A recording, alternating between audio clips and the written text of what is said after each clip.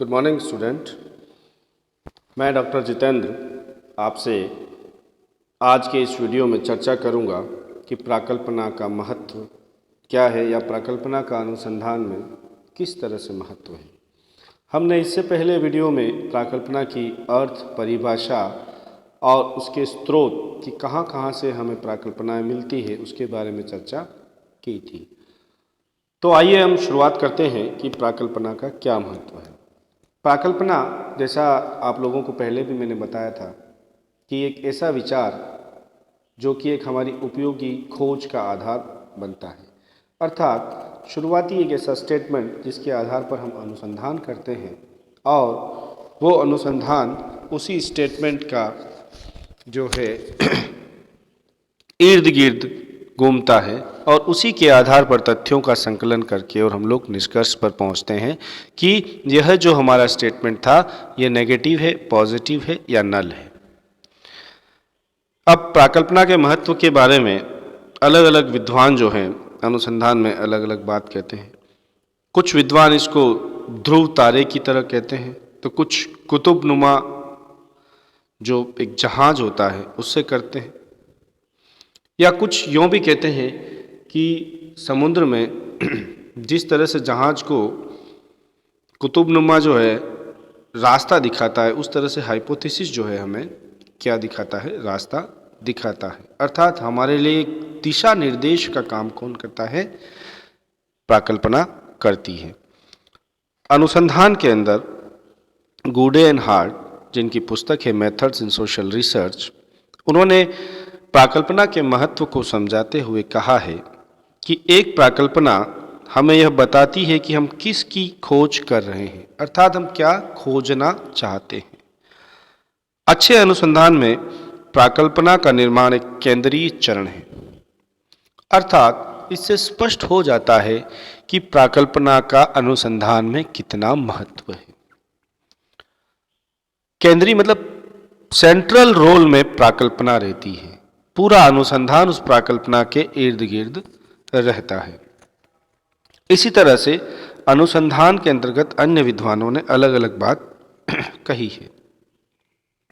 इस प्रकार ये स्पष्ट हो जाता है कि अनुसंधान में जो प्राकल्पना है उसके अभाव में हम किसी एक निश्चित निष्कर्ष के ऊपर नहीं पहुंच पाते हैं, अर्थात बहुत ही कठिन कार्य होता है। इस प्राकल्पना के अभाव में पूरी संभावना रहती है कि अनुसंधानकर्ता मार्ग भटक जाता है। इसी प्रकार सत्य और असत्य की जो पुष्टि है वही प्राकल्पना के माध्यम से ही होती है, अर्थात अनुसंधान के अंतर्गत प्राकल्पना का महत्व बहुत ही अधिक है। अब प्राकल्पना का जो महत्व है उसके कुछ बिंदुओं के आधार पर हम चर्चा करेंगे। पहला बिंदु है अध्ययन के उद्देश्य का निर्धारण। तो प्राकल्पना जो है हमारे अध्ययन का जो उद्देश्य है, अर्थात हम किस उद्देश्य को लेकर अध्ययन करना चाह रहे हैं, उस अध्ययन को या उस अध्ययन के उद्देश्य को स्पष्ट करने में हमारे को प्राकल्पना बहुत मदद करती है। यह बताती है हमारे को कि हमें किस तरह से तथ्य संकलन करना है और तथ्यों में किन तथ्यों को शामिल करना है और किन्हें नहीं शामिल करना है, कौन से जो तथ्य है हमारे उद्देश्य के अनुरूप हैं और हमें सार्थकता साबित करेंगे।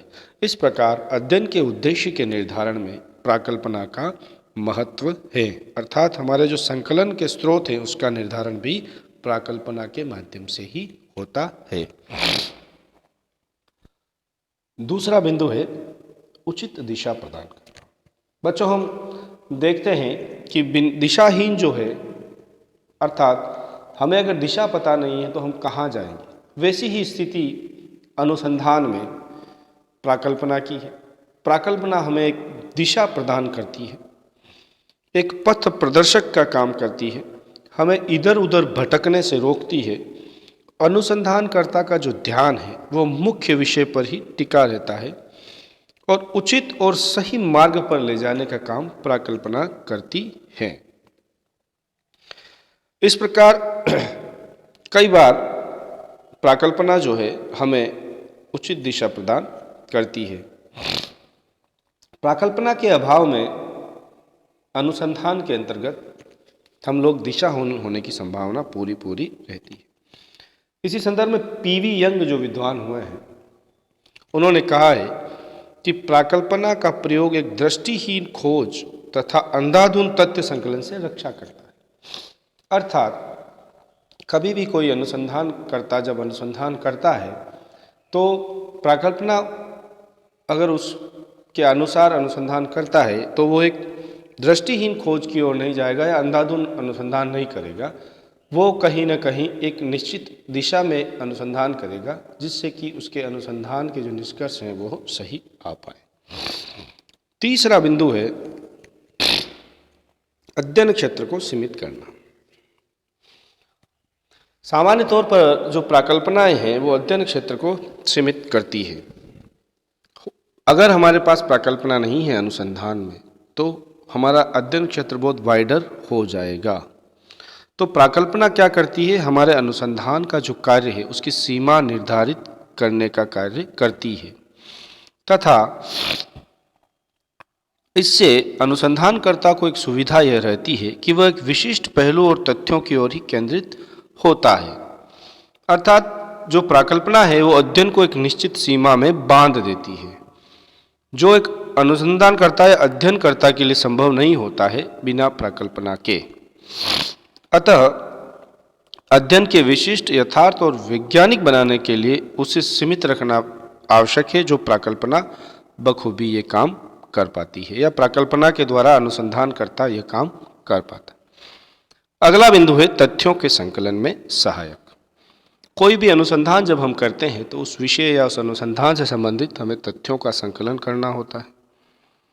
तो तथ्यों को जो संकलित करने में जो सामाजिक अनुसंधानकर्ता के सामने समस्या है, प्राकल्पना उसको प्रेरित करती है कि किस तरह के तथ्य संकलन करते हैं।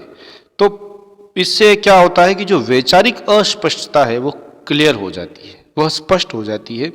हम तथ्यों को उल्टे सीधे तरीके से कलेक्ट नहीं करके जो वास्तविक तथ्य हैं उन्हीं को कलेक्ट करने का प्रयास करते हैं। कुल मिलाकर प्राकल्पना जो हमें व्यर्थ की सामग्री एकत्रित करते हैं वह एकत्रित करने से रोकती है और महत्वपूर्ण और लाभकारी जो तथ्य हैं उन्हीं को कलेक्ट करने के लिए प्रेरित करती है। अगला बिंदु है निष्कर्ष निकालने में सहायक। बंधु, जब हम अनुसंधानकर्ता के अंतर्गत अनुसंधानकर्ता तथ्यों का संकलन करता है तो तथ्यों के संकलन के बाद उनका वर्गीकरण और विश्लेषण और सारणीकरण करने के बाद निष्कर्ष निकालता है। जो प्राकल्पना जो है वो उसकी के आधार पर तथ्यों का संकलन किया जाता है और तथ्यों के आधार पर ही यह ज्ञात किया जा सकता है कि हमारी प्राकल्पना सत्य है या असत्य है। क्योंकि बिना प्राकल्पना के अभाव में हम लोग सत्य और असत्य, अर्थात हमारे पास दो स्थितियां नहीं होगी तो हम सत्य और असत्य की जानकारी नहीं प्राप्त कर पाएंगे। तो जो विद्यमान जो तथ्य हैं समस्या के समाधान में हो सकते हैं और क्या वो वास्तव में समाधान कर सकते हैं, इस तरह की जो जांच है वह प्राकल्पना के अभाव में संभव नहीं है। अतः प्राकल्पना निष्कर्ष निकालने में हमारे लिए सहायक साबित होती है। अगला बिंदु है सिद्धांतों के निर्माण में सहायक। एक विद्वान हुए हैं पीटर एच मन, वो कहते हैं कि प्राकल्पना तथ्य और सिद्धांतों के बीच की एक कड़ी है। अर्थात एक सिद्धांत तथा एक प्राकल्पना जो है दोनों के बीच में जो अंतर का प्रकार है या मात्रा है वह अधिक है, क्योंकि जब प्राकल्पना सत्य हो जाती है तो स्थापित हो जाती है और सिद्धांत का एक भाग बन जाती है और एक प्रकार से एक दूसरे को विकसित करते हैं।